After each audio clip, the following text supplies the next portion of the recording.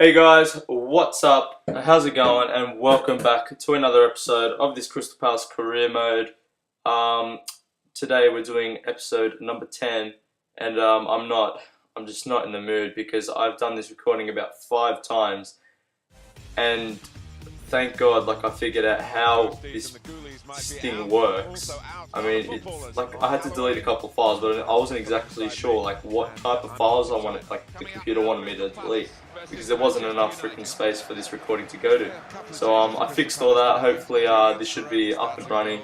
And yeah, today we've got two really hard fixtures. We're going up against Manchester United, and we're going up against Liverpool straight after this. So I'm hoping we can pick up all 6 points, considering that these teams are very hard. These points will be very vital and very crucial towards our title race. Hoping that we can actually win it, come the end of the season. But right there, you saw in their lineup that they have. They've actually brought in 2 players, one on the bench, one on the wing. Right now, Helder Costa on the left wing. Recently just joined Manchester United, I believe, from AS Monaco, the Portuguese left winger, and Babacar, I believe, the Guinean striker from Fiorentina. Not very massive players, but both of them actually do have some decent potential. But early on in the game, Emre Can does drive into the midfield, tries to drive into the 18-yard box, but he was brought down by Schweinsteiger, and obviously Johan Cabaye is going to stand over this free kick. He's going to direct, he's going to look, he's going to place, he's going to score. That is 1-0 to Crystal Palace against Manchester United. 5 minutes into the game, and we've already just put ourselves 1-0 up against one of the best teams, in my opinion, or one of the definitely in the top 5 of the Barclays Premier League. You know what? They had Fellaini in the wall, and Johan Cabaye was still able to put enough curve dip on the ball to direct that into the top corner. So I'm very happy about this. I'm very happy with this goal. But I'd be very happy with any goal, depending. It doesn't really matter what type of team we're versing, but just because it's Man United, you know what? They're a pretty big side. They've got some very good history, and yeah. Okay, so right now we're going, actually we get our second, that was actually our first chance of the game. This is our second chance of the game. And yeah, Connor Wickham actually converts this one. Cabaye doing really well out on that wing. Cutting in, beating 2 players, and then being able to find Connor Wickham around, I think it was just where the penalty spot was, I believe. Yeah, near the penalty spot. Very nice pass by Johan Cabaye. Johan Cabaye has got to be, has to be my player of the season so far. He's scored goals, he's assisted so many, and he's only a CDM. So, and when Scott Dan retires and Cabaye's still in the team, he will have to be captain because he highly deserves all the credit. He deserves absolutely everything, all the positive feedback. You know what? He's the reason why, and not just him, but he's played a crucial role in this title race for Crystal Palace. But right here, 2 in-game minutes later, we broke down.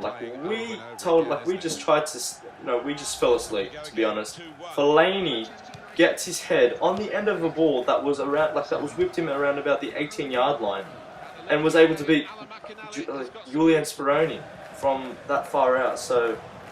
Very unfortunate goal to concede, but right here Wayne Rooney gets another chance just before the half-time whistle's about to go, and yeah, Scott Dan tried to win the ball. He was very fortunate that it actually wasn't a penalty, but from that resulting corner, more goals we have to deal with. Schneiderlin gets in the end of this one, and Speroni, tried to come out for it. But wasn't able to. You know what? In my opinion, if you're a goalkeeper and you're trying to get to, you're trying to get on the end of the ball, or trying to win the ball in the end. In my opinion, you have to get the ball. If you're coming out, you're leaving your goal so open that any slight touch any slight touch of the ball towards the goal, it'll very likely go in because there's no one covering for you. So I'm a little bit annoyed by that, but you know what, that's just football, that's the game. But very early on in the second half, very early on in the first half, very early on in the second half, we put Punchin through. Connor Wickham plays a lovely pushing through ball into Jason Punchin, and he was able to hit the ball in the sweet spots. Very nice ball directed into the bottom corner, and we're one goal up again. So we've taken the lead for the second time in this game against Manchester United, and right now I'm thinking we need this push and goal because what we saw in the first half from Manchester United was a little bit of a warning, just in case we go up. We were able to go up again if we were able to go up in the second half.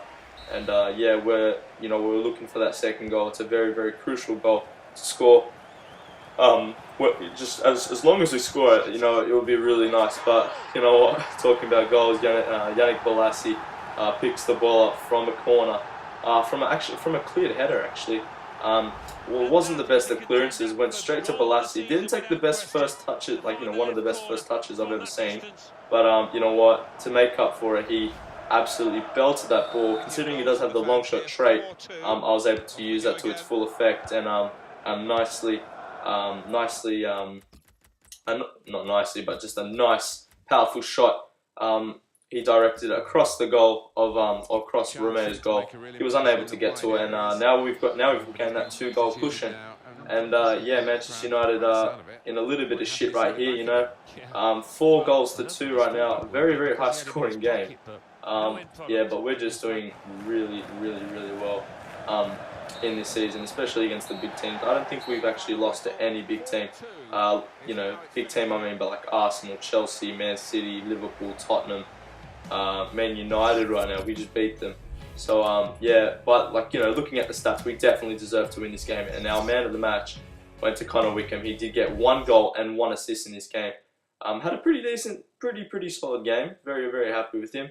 But yeah, see this, I'm just showing you guys the training right now because a couple of people that watch my episodes from my school did actually mention who I used in my training drills, and that's it. I use 4 players: Connor Wickham on 2, Kovalenko on 1, Masonda on 1, and Emericano on 1. So yeah, just to let you guys know. And just then, you guys saw we actually got an international management offer from Sweden. Had to decline that, even though Zlatan is in that team and he's one of my favourite players. No, he actually is my favourite player. Sorry about that. He is my favourite player when it comes to in-game, in real life. I just had to decline because I want to focus more on this Crystal Palace career mode than an international team like Sweden. Unless it's a team like England, Spain, France, one of those really, really big countries.